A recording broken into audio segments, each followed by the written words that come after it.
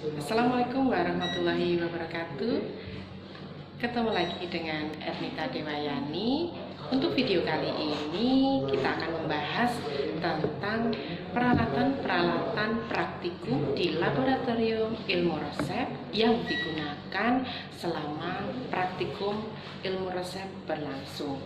Berikut adalah alat-alat beserta fungsi.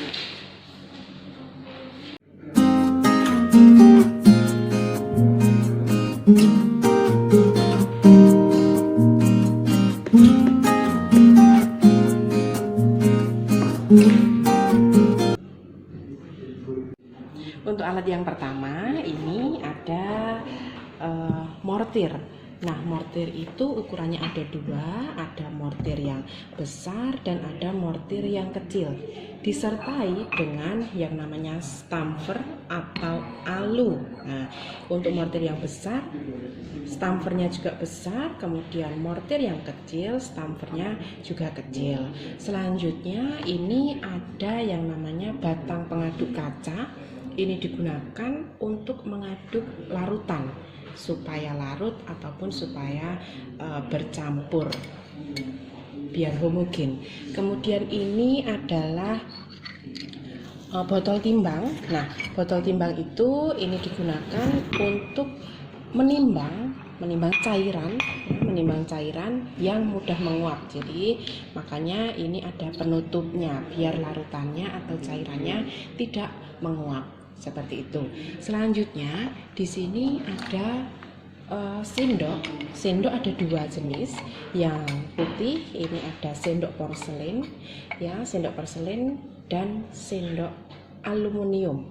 Nah, ini bisa digunakan untuk mengambil bahan yang sifatnya korosif. Nah, bisa juga untuk mengambil bahan semi padat seperti dalam pembuatan unguentum atau istilahnya membuat salep. Ini seperti ini. Selanjutnya ini ada cawan. Nah, cawan juga ada dua, cawan porselin dan cawan aluminium. Ini cawan aluminium, kemudian ini adalah cawan porselin. Cawan aluminium ini digunakan untuk mengambil bahan atau menimbang cairan. Dua-duanya sama, mengambil bahan yang semi padat itu. Kemudian mengambil cairan, menimbang cairan dalam jumlah yang agak banyak tuh. Kemudian kalau yang cawan porselin ini bisa juga untuk meleburkan basis salep.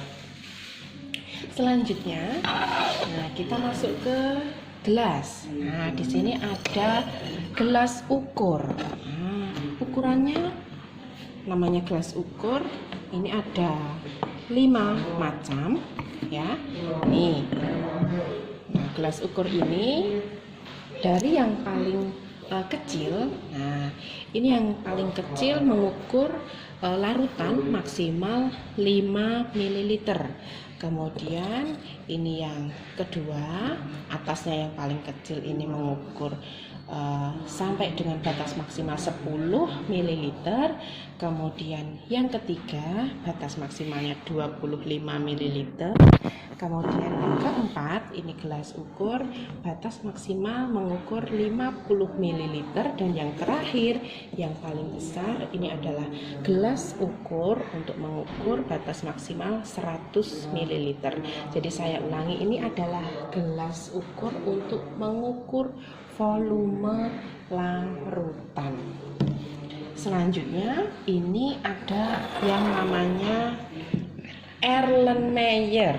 Nah, ini ada Erlenmeyer, ada dua ukurannya, yang kecil dan yang besar.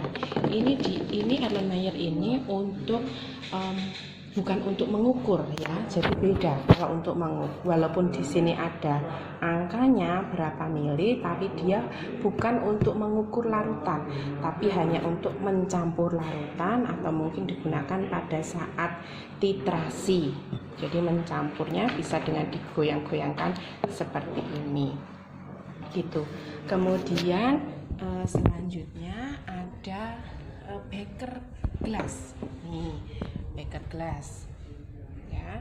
Nah, di sini beaker glass ini ada dua ukuran juga. Dia juga bukan untuk mengukur larutan, tapi untuk mencampur dua jenis larutan atau lebih. Nah, bedanya dengan Erlenmeyer, kalau Erlenmeyer tadi digoyang-goyangkan, kalau ini kita bisa menggunakan pengaduk, bantuan pengaduk, batang pengaduk kaca. Nih, seperti ini. Ya, cara mengaduknya berlawanan dengan arah jarum jam. Kemudian untuk yang gelas selanjutnya ini ada corong. Nah, ini corong kaca, ini untuk mengalirkan larutan dari tempat satu ke tempat yang lain. Bisa juga untuk menyaring. Kalau untuk menyaring berarti nanti di bagian ini ada kertas saringnya. Seperti itu. Kemudian selanjutnya ini adalah kaca arloji. Nah, kaca arloji ini ada dua, kaca arloji yang berukuran kecil dan kaca arloji yang berukuran besar. Ini untuk menimbang larutan kalau larutan tersebut dalam jumlah yang sedikit saja.